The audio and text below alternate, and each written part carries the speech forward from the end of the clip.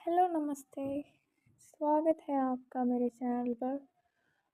मैंने ये चैनल अभी नया-नया बनाया है, जिस पे मैं आपको कहानियाँ सुनाऊँगी।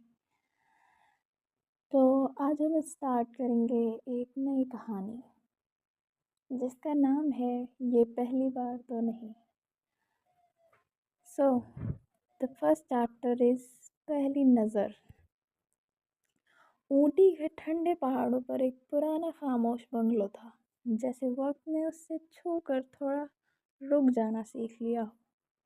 हवा जब खिड़कियों से टकराती थी तो पुरानी कहानियों की खुशबू उड़ाती थी। इस बंगलों में रहती थी गीतांजलि कपूर, एक ज़माने की मशहूर एक्ट्रेस, जिसका चेहरा कभी सिनेमा के पर्दों पर चमकता था। आंखों में सिलवटें थी, लेकिन उस चेहरे में अब भी एक आग छुपी थी। लोग कहते थे उसने दुनिया से मुंह मोड़ लिया था। न मेहमान, न मीडिया, बस वो और उसकी तन्हाई। और फिर एक शाम दोपहर आन्या आई, शहर की भागा दौड़ी से दूर, थोड़ी सुकून भरी हवा चाहने वाली लड़की। उसका दिल थोड़ा उदास था, पर आंखें जिंदा। उसने पहली बार गीतांजलि को देखा, बंगलों के बगीचे में, एक नीली शॉल में लिपटी, फूलों के बीच खड़ी, जैसे किसी पुरानी पेंटिंग से निकल कर आई हो। आन्या ने धीरे से मुस्कुराते हुए उसको हाय कहा। गीतांजलि ने पहले कुछ कहा नहीं, सिर्फ देखा। उसकी आंखों में एक गहराई थी, वहाँ जैसे कुछ था जो कभी कहना था पर रह गया। और फिर बस एक छोटी सी मुस्कान, हल्की सी लेकिन ज़रूरी। वो मुस्कुराकर सिर्फ आन्या ने देखी थी, और वो मुस्कान में खो गई उसकी। आन्या का पहला एहसास उस रात, जब आन्या गीतांजलि से मिली थी। उसी रात आन्या ने अपने कमरे की खिड़की खोली। हवा ठंडी थी और चांद इतना करीब लग रहा था जैसे उसकी सांसें उस तक पहुंच जाएं। तभी उसकी नज़र सामने वाले खिड़की पर गई। गीतांजलि वहाँ खड़ी थी। चांद की रोशनी उसके बालों में उतर आई थी। आंखों में एक थकान थी, पर उस थकान के नीचे एक शांति भी थी। आन्या चुपचाप उसे देखती रही, जैसे किसी राज को बिना छुए समझने की कोशिश कर रही हो। और तब उसने देखा, गीतांजलि के होठों पर वही मुस्कान फिर से थी, धीरे से, चांद को देखते हुए। आन्या का दिल हल्की गर्मी से भर गया।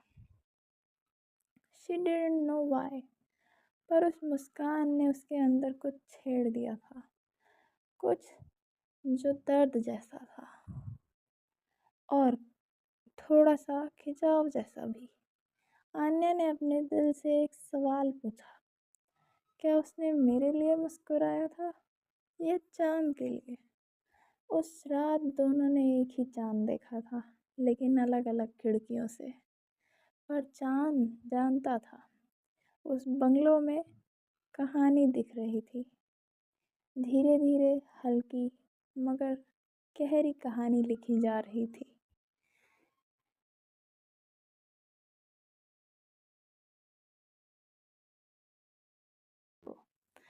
आन्या अपने नए बेड पर लेटी हुई थी, सीलिंग को घूरते हुए। बाहर पहाड़ियों में सब कुछ शांत था, लेकिन उसके अंदर कुछ हिल रहा था।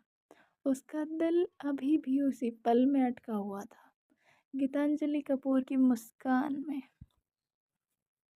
वो करवट बदलती है, एक हल्की सी शाय के साथ।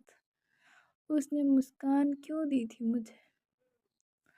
उसने धीरे से खुद से कहा, पूरा टाउन बोलता है कि वो किसी से बात भी नहीं करती, तो फिर मैं क्यों?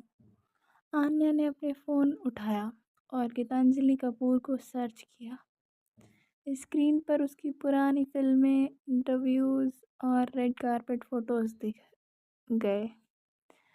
तब की गीतांजलि एकदम रेडियंट, बोल्ड और कॉन्फिडेंट थी।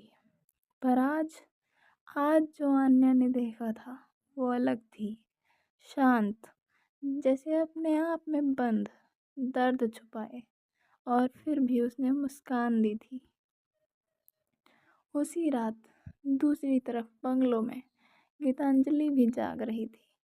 उसके बेडरूम का हर कोना ठंडा और उदास था, पर उसके दिमाग में हलचल थी। उसने अपनी आंखों को जोर से बंद किया, जैसे नींद को भुलाना चाहती हो, पर वो एक ही सवाल से घूम रही थी, मैंने मुस्कान क्यों दी थी। वो सब कंट्रोल में रखती थी, ना इमोशंस, ना लगाव, पर आन्या, उस लड़की में कुछ तो था, कुछ जाना पहचाना।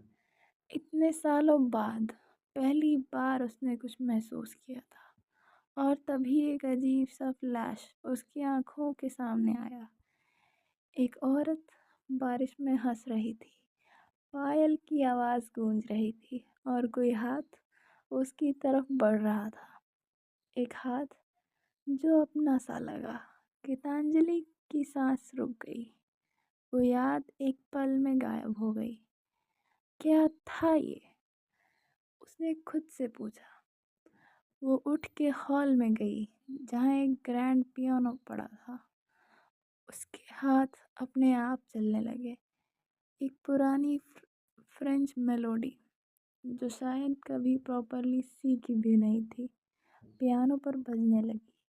धीरे धीरे वो सुर हवाओं में घुल गया। आन्या ने खिड़की के पास जाकर कान लगाए।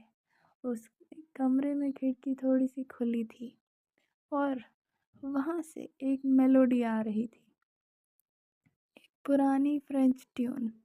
वो सुनी सुनी रात में कुछ अलग सा था, दर्द भरा लेकिन प्यारा। ये क्या, गीतांजलि कपूर बजा रही है क्या? आन्या ने सोचा। उसका दिल एकदम से तेज धड़कने लगा, जैसे वो धुन उसके लिए ही हो, जैसे वो कभी पहले भी सुन चुकी हो, किसी और जिंदगी में। वो खिड़की के पास खड़ी रही, बस सुनती रही। उसे नहीं पता था कि उस रात, उस पल में एक नया सिलसिला शुरू हो गया था। तो आगे जानने के लिए सुनते रहिए, खुश रहिए, और लाइक करना